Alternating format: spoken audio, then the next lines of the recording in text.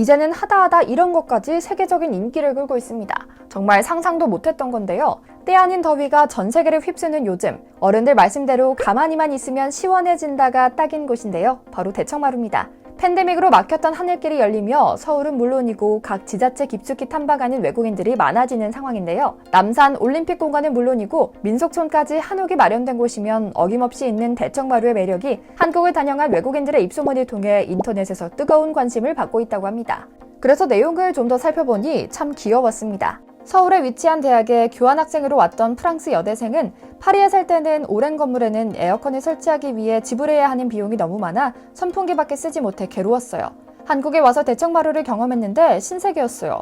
스르르 잠들어 무려 2시간이나 꿀잠을 잤다니까요? 라는 후기를 남겼던 건데요. 이게 서양인들에게는 관심 포인트였던 것 같습니다. 어린 여대생이 낯선 땅, 낯선 환경에서 낮잠을 잤다는 치안 이슈는 차치하고라도 딱딱한 바닥에서 그게 가능한 일이냐라는 점으로 논쟁의 불씨가 지펴졌던 겁니다. 오늘은 무더운 여름이면 생각나는 세트, 대청마루에서 시원한 수박 먹기를 모두 경험하고 돌아가 전 세계에 대청마루 신드롬을 일으킨 이야기를 바탕으로 한옥의 대청마루에 관한 전 세계의 관심에 대한 이야기 이모저모를 전해드리려고 합니다. 잠시 저희 광화문 브리핑 구독 설정도 부탁드리고요. 프랑스 소르본 대학에서 언어학을 전공한 가브리엘은 성균관대 교환학생을 왔다가 우연찮게 남산에서 남산골 바캉스라는 프로그램에 참여할 기회를 얻게 됐습니다. 처음에는 공강 시간에 성균관대 캠퍼스 한켠에 있는 조성 성균관에 놀러 갔다가 한옥의 아름다운 모습에 관심을 가진 정도였다고 하는데요.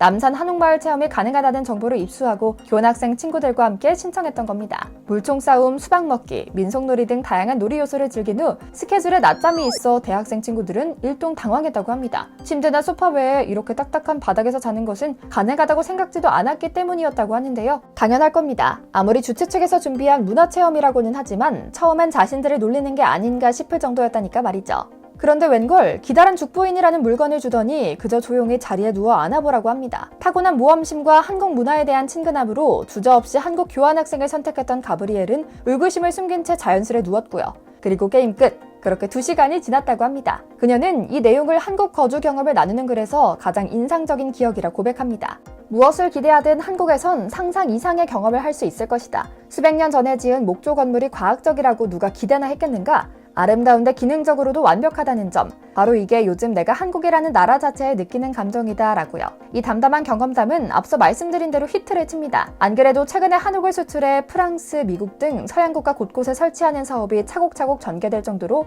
한옥에 대한 관심이 늘어나는 시점인데 이런 생생한 경험이 일부채질했던 겁니다. 그런데 실제로 이런 관심을 실제 행동으로 옮겨 대청마루를 짓기로 마음먹은 미국인까지 등장했습니다. 지금 보시는 영상은 해외 유명 목수 조시 스티븐스 씨가 한국 전통 방식 그대로 대청마루를 만드는 모습입니다. 일본, 영국, 미국 등 다양한 나라의 목공 기술을 활용해 집을 짓고 가구도 만드는 그는 해당 영상에서 대청마루에 대해 이렇게 설명합니다. 한국의 전통 목수들은 그들의 뛰어난 기술과 나무에 대한 이해를 한옥에서 흔히 발견할 수 있는 대청마루에 담아냈다. 한국 목수들은 전 세계 어디서도 발견할 수 없는 독특한 시공 방식을 활용하는데 놀랍게도 못도 접착제도 필요 없다라고요. 한국 전통 목수들의 방식에 깊이 감동한 전문 목수 스티븐스는 그의 작업장이 있는 미국 켄터키주 숲속의 도구를 가져가 대청마루가 있는 정자를 만들기 시작했죠. 나무를 손질하는 것부터 양쪽 귀틀에 홈을 파서 각각의 마루장을 끼워 넣는 것까지 정말 한국 전통 방법 그대로 하나하나 수작업으로 하는 것을 확인할 수 있습니다. 그가 만들고 있는 대청마루는 바로 우리나라 한옥에서만 볼 수 있는 우물마루입니다. 마룻기틀에 세로 방향에 짧은 널을 깔고 가로 방향에 긴 널을 깔아 우물 정자 모양으로 짜는 방식이죠. 원래 마루가 고온다습한 남방 지역에서 습기를 피하고자 바닥을 지면에서 높게 설치하던 것에서 유래한 만큼 우물마루는 오랜 시간이 지나도 틀어짐이나 수축이 발생하지 않는다고 합니다. 혹시 나무가 말라 마루청판 사이가 벌어지면 마루를 다 뜯지 않고 수선할 부분에만 새로운 나무 널판을 끼워 넣으면 되는 효율적이고 경제적인 방식이고요. 반대로 일본이나 중국의 전통 가옥에서 많이 볼 수 있는 장마루는 폭이 좁고 긴 마룻널을 깔아 만든 마루로 우물마루에 비해 정교함과 효율성이 떨어지죠. 이 과정을 지켜보던 수많은 미국인들이 인터넷에 댓글로 의견을 달았습니다. 대부분의 미국인이 못이나 접착제를 전혀 사용하지 않는 한국 전통마루의 시공 방식에 놀라움을 표하는 동시에 내구성에도 의문을 표했는데요. 나무가 온도나 습도에 따라 수축하고 팽창한다는 기본적인 사실을 아는 사람이라면 당연히 가질 수 있는 의문이죠. 나무로 만든 마루가 온도차나 습기에 의한 팽창을 어떻게 견딜까? 저런 단단한 물림은 나중에 쪼개짐의 원인이 될 것 같아. 저 사람이 쓴 나무가 엄청나게 특이한 종이 아닐까? 아니면 모든 작업이 끝나고 특수한 밀폐재를 쓰나? 이런 질문이 이어졌는데요. 실제로 목재의 팽창력은 고대 이집트인들이 피라미드를 만들 때 나무 쐐기를 돌에 넣어 석재를 쪼갰을 정도로 어마어마하다는 걸 잘 알고 계실 겁니다. 그러나 당연하게도 우리 조상들은 이와 같은 나무의 성질을 잘 알고 있었습니다. 그리고 이런 지식을 우물마루 시공법에 아낌없이 녹여냈죠.